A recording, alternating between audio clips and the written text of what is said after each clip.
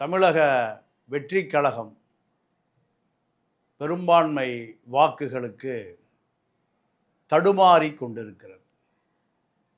ஆட்சி அமைப்பதற்கு தேவையான 118 சட்டமன்ற உறுப்பினர்கள் வெற்றி பெறவில்லை என்பது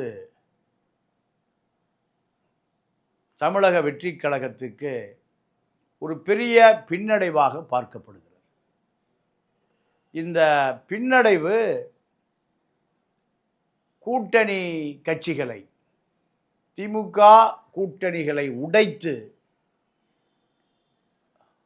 காங்கிரஸ், கம்யூனிஸ்டுகள், விடுதலை சிறுத்தைகள் இவர்களை வைத்துக்கொண்டு நிபந்தனையற்ற ஆதரவு, ஆட்சியில் பங்கு, அதிகாரத்தில் பங்கு இல்லாமல்,